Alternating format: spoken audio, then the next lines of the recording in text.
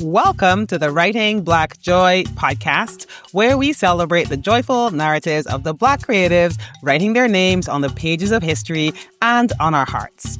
I am your host, Safiya Robinson.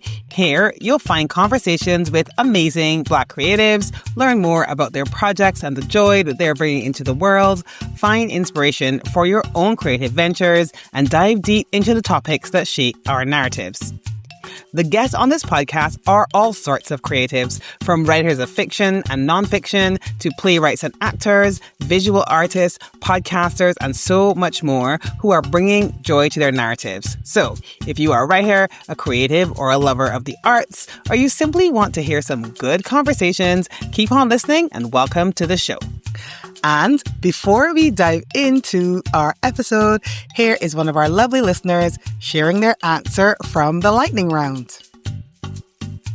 Hello, Writing Black Joy listeners. Congrats on 4 years of podcasting. Woohoo! What's bringing me joy? Voice notes. You know, it never ceases to amaze me how much I used to hate voice notes. And don't get me wrong, I still detest one of those voice notes that people leave lots of important information and you forget something, so you have to listen to the whole thing again. I hate that. But that's not what I'm talking about. I'm talking about voice notes from my sisters. My sister and my sister friends. You know, the nice, long, juicy ones, the meandering ones, the ones that go off on little side quests with all the unnecessary details and lots of fluff. The ones I can listen to as I wash my dishes, as I sweep my house, as I nurse my baby, because that's what I do quite a lot right now. And I am just loving it and all the joy that they bring me. And now, on to our episode. Welcome back to Writing Black Joy. So today you just got me. It's about halfway through the season, or thereabouts. And so I thought I'd just jump in here and do a solo episode, mostly because in August, the podcast had a 4-year anniversary or birthday or whatever podcasts have when they're been in the world for 4 years. So I thought it would be great to just do a little solo episode, let you guys hear a little bit about what that journey has been like for me over the last 4 years, and hopefully it will inspire any of you who are out there creating your own stuff. So I hope you'll indulge me for this episode, and next week we're going to head right back into the conversations. Now, I had so many plans to celebrate this milestone.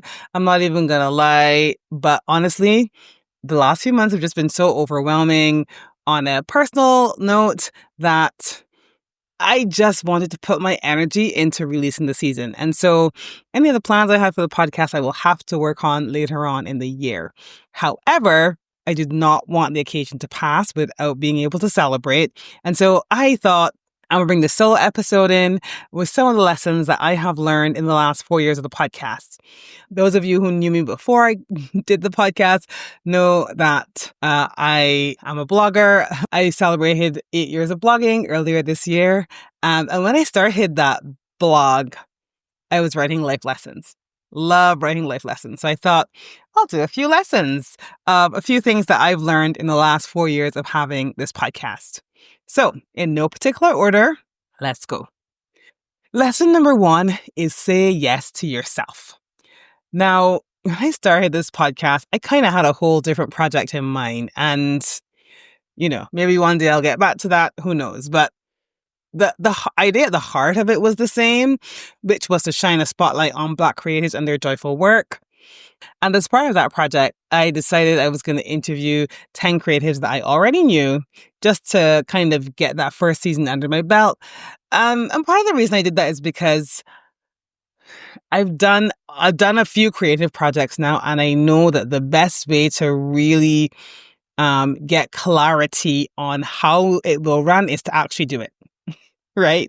I mean, the beauty of a podcast is that you record it and all of that before you put it out into the world. I had ideas about the questions I was asking and, you know, whether they made sense in that order or whatever, but I only started to fine tune all of that when I actually started recording episodes.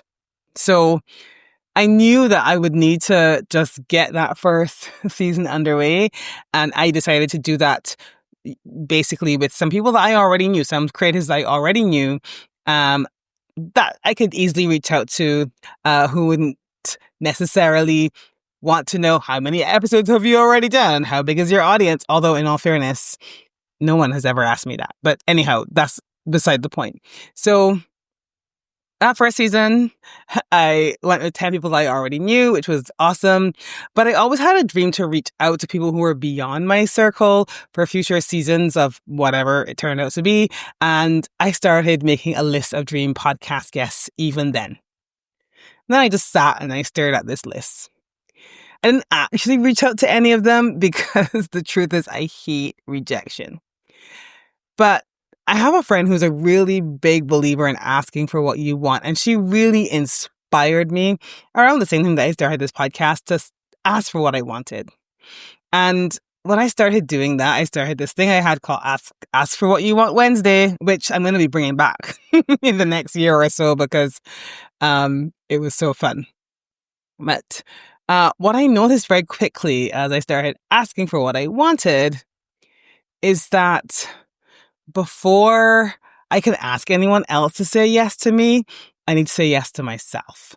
And it kind of going through this process of looking for guests, etc., made me realize that I was actually rejecting myself before I could give anyone else a chance to reject me, which, was so interesting to notice.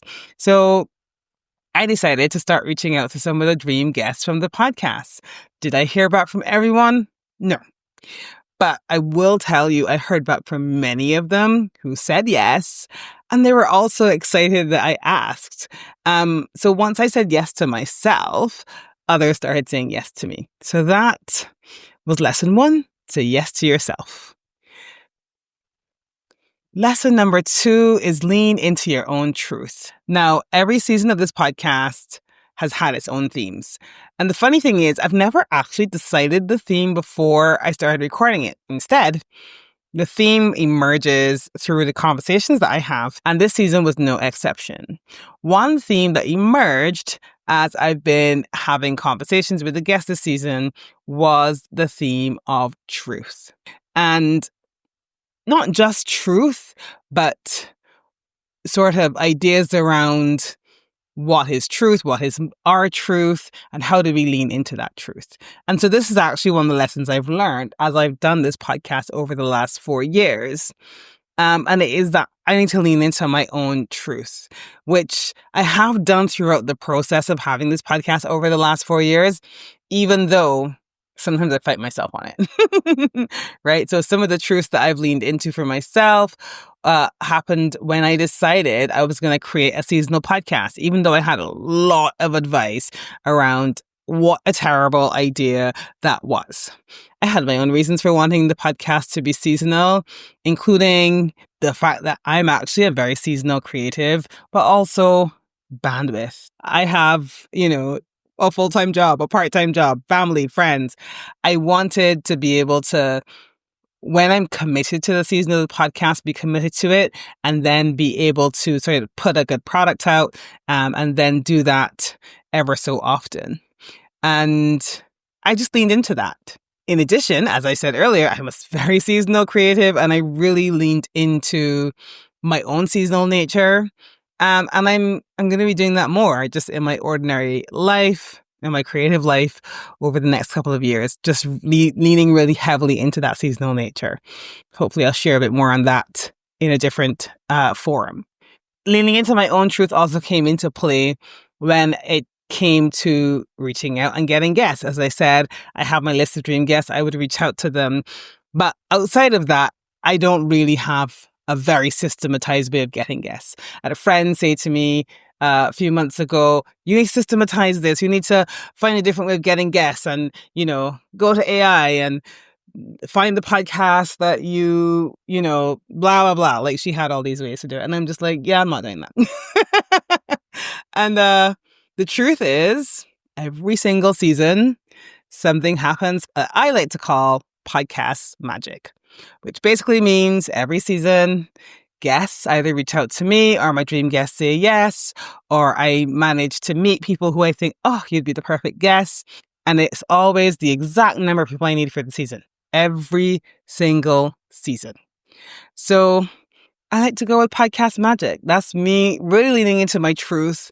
And also this leads into the next lesson, which is about what I think is the true magic behind this, which is creativity. So lesson 3 is that I think creativity in itself is magic. All right, this is something that I've long believed. There's some type of magic in the creative process that means it has its own rules. And I first started diving into this when I started my blog 8 years ago. Over the years of first blogging and then producing the podcast, I have seen this magic play out.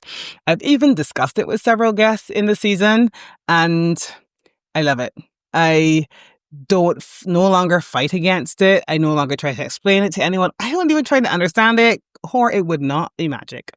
Instead, I just go with the vibes when it comes to making podcast decisions, when it comes to guests, when it comes to the conversations I have, and I'll continue to go with it as I search for some support in bringing this podcast to life, to expand it. More on that another time.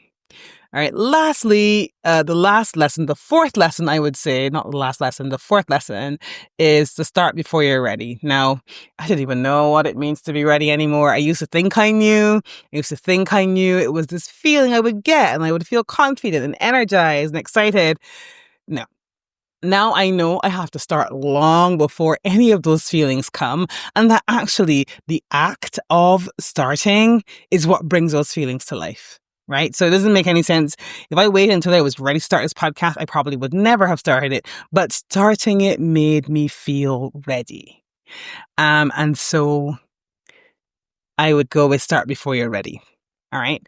Now, other things I learned in 4 years of having this podcast, I learned so many things about myself. As I said, I learned more about my own seasonal nature. I learned a lot about my own capacity to learn and execute new skills. And in addition, so many things have happened in my personal life since I started this podcast. Like I moved to the UK. I'm doing a new career. I moved to a city that I've never even really been to. Like so many things have happened. And I feel like so much about what I felt was possible for me expanded when I started this podcast. And, backtracking from that when I started my blog. So this leads me to probably one of the biggest lessons that I've been diving into both in the podcast and also in my personal life. And it is the power of having a creative practice in your life. I think it's really easy to think of the point of a creative practice as being the outcome. And I'm a very outcomes driven person. All right. I love a good outcome. I love a good tick on the to-do list and finishing something that I started, right? I love that when I started my blog, it was like 39 lessons I learned before I turned 40, and it had a real sort of like finishing point. But I feel like there's so much more that we sort of gain in our lives from having a creative practice. And it's so funny because I've spent so much time, particularly over the last year, both in my personal life, in my professional life at work, and even a bit on the podcast, talking about AI and creativity. And this needs its own conversation. Maybe someday I'll have it here on the podcast. Maybe I'll have a guest that I can really dig into this with. But if there's one thing I believed before, and I'm even more firmly convinced of now, it is that having a creative practice adds more to our lives than we can possibly comprehend. And the outcome may actually be the least of that. Right? I've experienced this time and time again since I started the podcast, and even prior to that, where I can see how starting this podcast, writing my blog, having my creative practices, which have expanded actually since I've started this podcast, have changed my life. And most of it has nothing to do with what I have produced in those creative practices. So that is just something that I found to be really true.